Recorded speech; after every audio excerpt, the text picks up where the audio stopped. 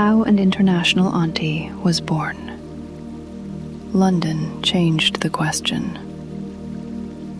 The first time I traveled to Europe, I was 18 years old, carrying 4 suitcases and far more confidence than experience. I boarded the wrong train, traveled toward the Austrian border, and learned that being lost did not mean I was helpless. That first journey taught me I could leave home. London taught me something different. London taught me I could build a life somewhere else. Not permanently, not yet, but long enough to wake up in another country and stop feeling like a visitor. Long enough to develop routines. Long enough to know which bus to catch, where to buy groceries, how much money I had left until payday, and exactly how long I could stand in the rain before admitting that I should have brought an umbrella. I was no longer simply traveling. I was living abroad. There is a difference. Travel asks, what can I see? Living abroad asks, who will I become here? The opportunity came through CIEE and my university. It was a chance to spend approximately 6 months working and living in London. 6 months. At that age, 6 months felt enormous. It was not a vacation. It was not a 2-week trip with an itinerary, a hotel reservation, and a suitcase full of carefully planned outfits. I would need housing, transportation, a job, a budget, a routine. I would have to understand how to function in a city where nearly everything was familiar enough to make me comfortable, and different enough to remind me that I was not at home. And, perhaps most importantly, I had to pack. This time, I did not bring 4 suitcases. Growth does not always arrive as wisdom. Sometimes it arrives as baggage fees. I had learned that whatever I packed, I would eventually have to carry. That lesson alone was evidence that Europe had already begun changing me. London did not greet me gently. It was busy, enormous, layered, and constantly moving. There were buses everywhere. Red double-decker buses that looked charming in photographs, and slightly less charming when I was standing at the wrong stop, trying to understand whether they were taking me toward work or farther away from it. The underground was its own world. The first time I stood in front of the tube map, I stared at the colored lines as though someone had handed me an advanced mathematics problem. Northern, Central, Piccadilly, District, Victoria. Lines crossed, separated, disappeared, and reappeared. Stations had names I had seen in books or heard in films, but knowing the name of a station did not mean I knew how to reach it. Still, I had learned something from my first international trip. When confused, ask. Then confirm. Then ask again. I was no longer the girl who would board a train simply because other people seemed confident. I had matured. Now I boarded only after staring at the sign for several minutes and quietly asking someone, "This is going toward, correct?" That was progress. The transformation happened gradually. At first, every trip through the city felt like an event. I checked directions repeatedly. I counted stops. I watched every sign. I kept my ticket or travel card close, as though someone might suddenly demand proof that I belonged there. Then, one morning, I noticed I had boarded the underground without thinking about it. I walked down the stairs, followed the signs, stood on the correct side of the escalator, transferred lines, and arrived where I needed to go. No panic, no confusion, no accidental journey toward another country. I had become a commuter. That may not sound romantic, but it was one of the most powerful moments of the entire experience. Tourists admire a city. Residents navigate it while thinking about something else. I began recognizing my stops before the signs appeared. I knew when to move toward the doors. I understood how quickly Londoners could walk and that standing still in the middle of a busy pavement was practically an act of aggression. I learned to keep moving. That became one of London's lessons. Keep moving, even when you are unsure, even when it is raining, especially when it is raining. I had learned how to move through London, but navigating the city was only the beginning. Working in London changed the experience completely. I was not simply looking at the city from the outside. I had responsibilities inside it. I had somewhere to be. People expected me. There were tasks to complete, personalities to understand, and workplace customs to learn. Even though English was spoken, the language carried different rhythms. Words I knew were used differently. A queue was a line. A lift was an elevator.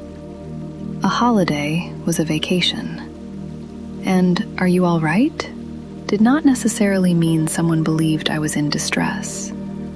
The first few times someone asked me that, I probably looked concerned. Was I all right? Had I done something? Did I appear unwell? Eventually, I understood that sometimes it was simply a greeting.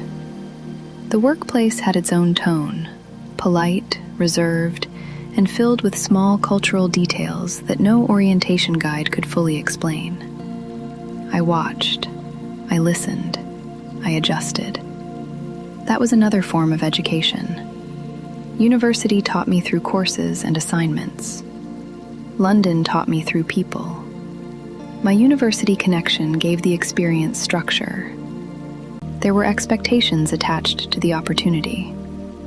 I was not abroad merely to wander around admiring buildings. Although I did quite a bit of that. How could I not? London carried history everywhere. The city seemed to hold several centuries at once. A modern office could stand beside a church older than the country I had come from. A routine walk could take me past monuments, narrow streets, grand facades, and buildings that had survived wars, governments, celebrations, and grief.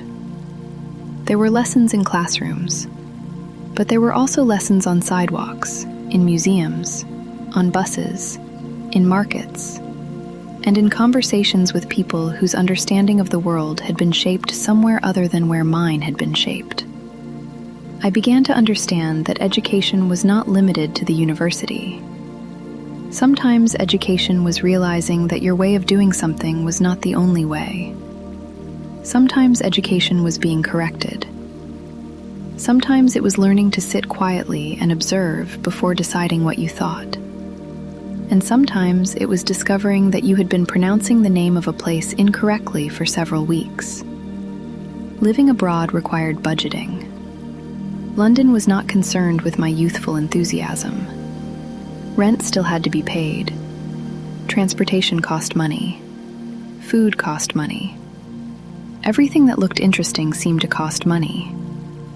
I learned quickly that I could not behave as though every day were a vacation. There were days for exploring. There were also days for eating whatever was already in the kitchen, because my money needed to stretch. I learned the emotional value of simple routines.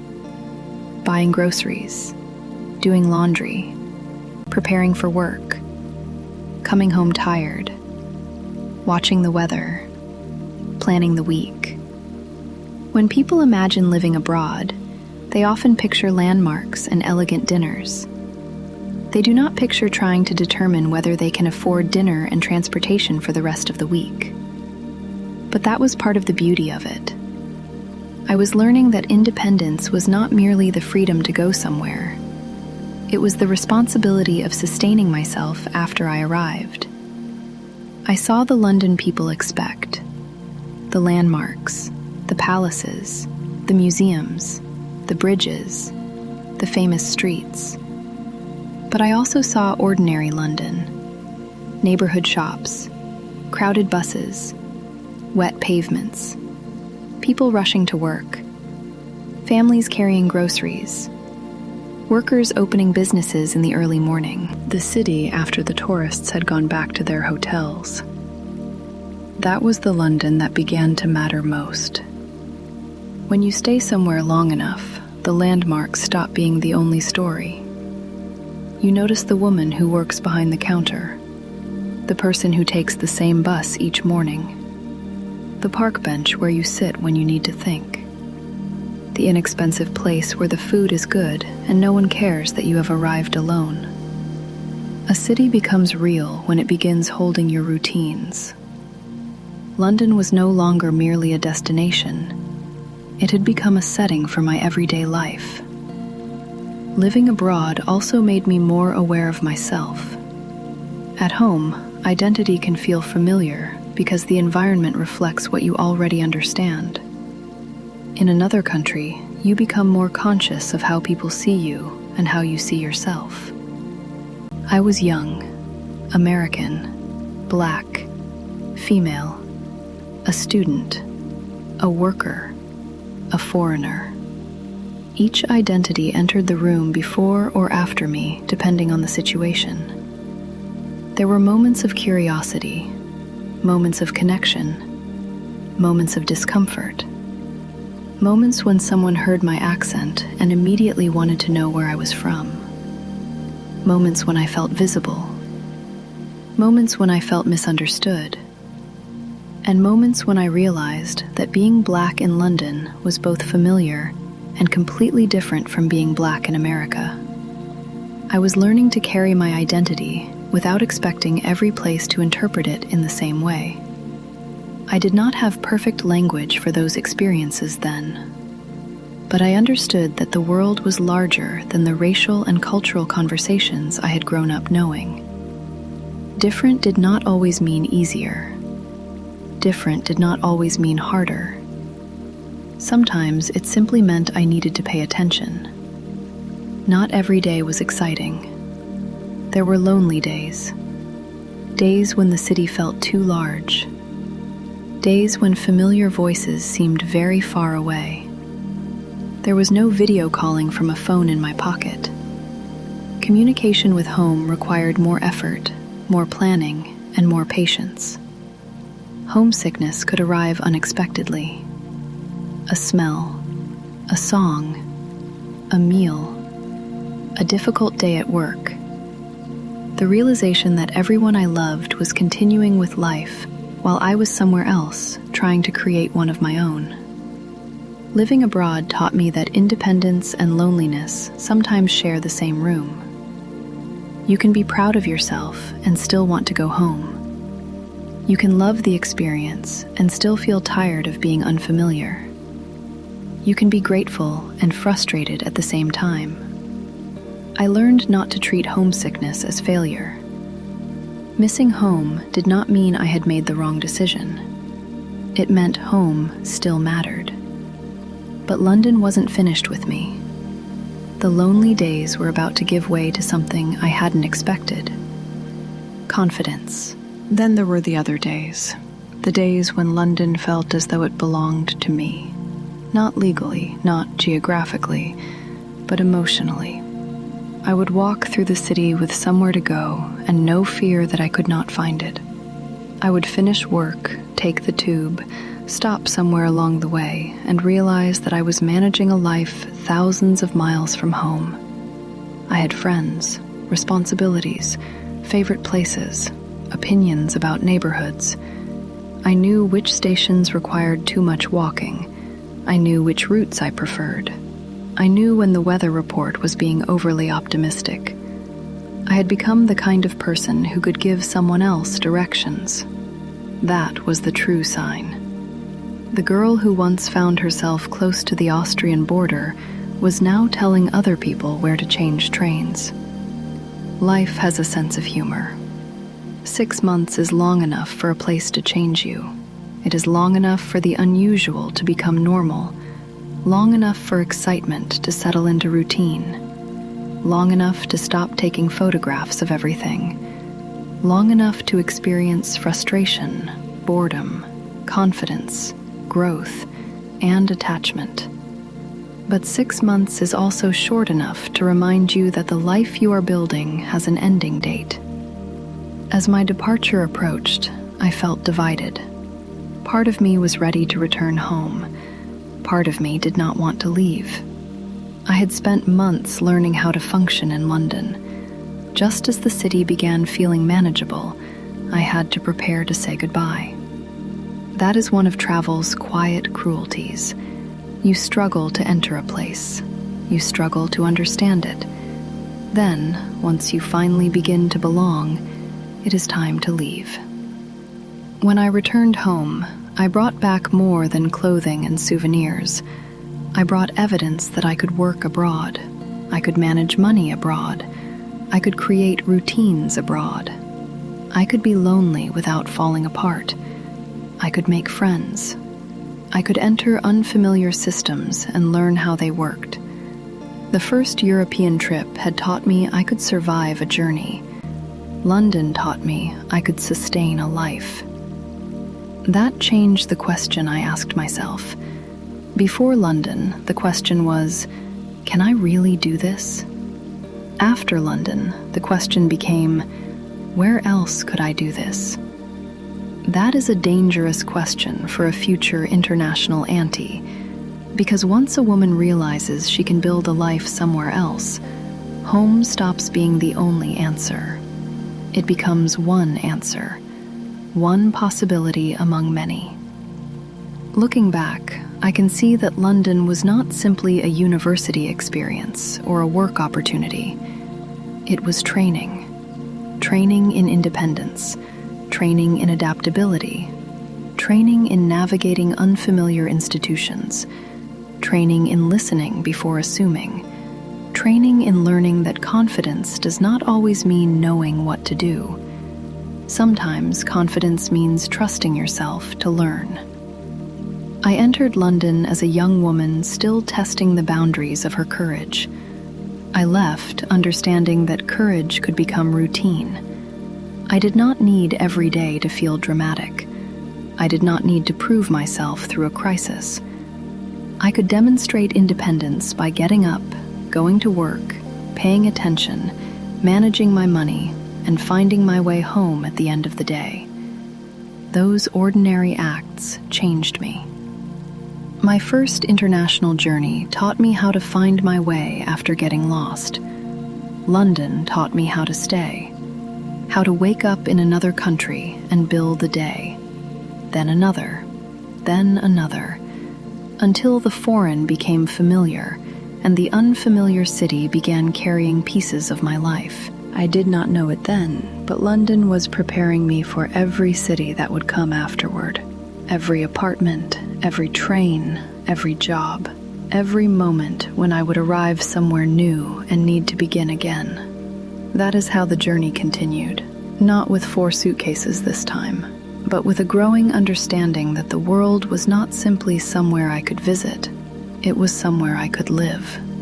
Every journey has a story to tell, and sometimes the next story begins when you stop asking whether you belong and start building a life anyway. And that concludes London Changed the Question. London taught me something my first trip could not. I wasn't limited to visiting the world. I could build a life in it. Next week, the journey continues with the final story in The Makings of an International Auntie. Every journey has a story to tell. If you enjoyed spending a little time with us today, subscribe to Stylus Suitcases and join us for another edition of Between the Pages. There are more stories to tell, more journeys to take, and more chapters waiting to be written. Until next time, International Aunties, every journey has a story to tell.